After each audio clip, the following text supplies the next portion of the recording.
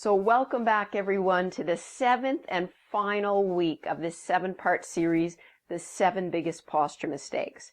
This week's final posture mistake is giving up. So if you've missed any of the last 6 mistakes in this series, check out the description below where I've added all the links for those videos. So recently I was working with a young woman in her early 30s, a health professional like myself. She came to me with chronic spinal stiffness, and she'd been everywhere, tried everything. She'd been to her doctor, a specialist, a chiropractor, a physio, and tried several different exercise programs, but her problem was still the same. And she asked me if I'd consider doing a posture analysis for her, which I did. Now, before we started the process, I had 2 questions for her. 1, out of 10, how motivated are you to correct the problem? Which she gave me 10 out of 10. Excellent. I like to work with motivated people. The second most important question that I asked her was, how long do you think it will take to correct your posture?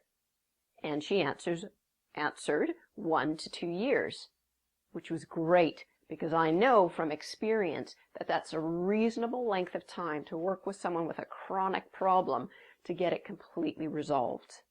So what happened? We began to work together. I completed a posture analysis, and what I could see on that analysis led me to believe that we needed spinal x-rays. She had the x-rays taken, and I did a second opinion of those x-rays from a structural point of view. And what we found explained a lot. Instead of having the normal or ideal curve in the neck, curving in and in the lower back, she had a completely reversed curve in both areas, likely the cause of traumas that she told me about much earlier, mostly car accidents. So 8 weeks in, she gave up. She thanked me for working with her, but said it didn't work. Boy, I've heard that a lot of times. What happened to the 1 to 2 year time frame and the 10 out of 10 motivation? Well, it's human nature. We're all going to go through this and have disappointments. She was probably hoping she'd be out of pain by then.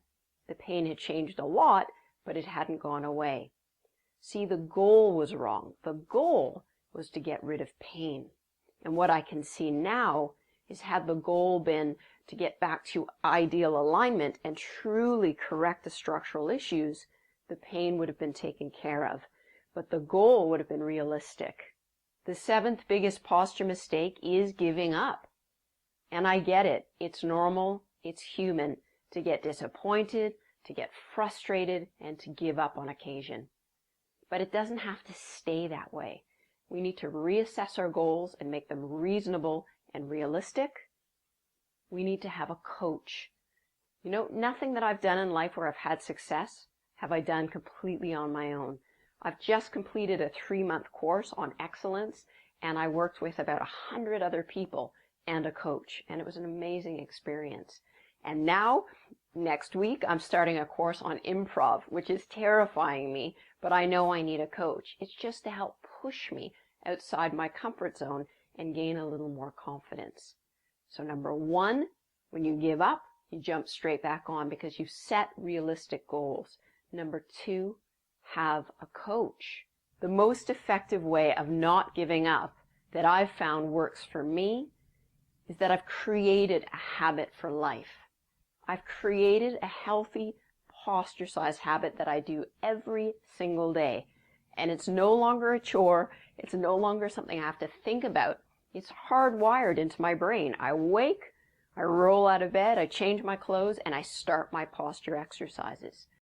Creating a habit for life is an excellent way to avoid giving up. So I hope you've enjoyed this 7-part video series, the 7 biggest posture mistakes. For those of you who'd like a review, there is a free ebook to accompany the series. And when you join me at Posture Videos, you'll get a copy of the 7 biggest posture mistakes. So thank you for joining me. I've really enjoyed the series, and I hope it's been helpful for you. So until next time, take care, and I'll see you soon.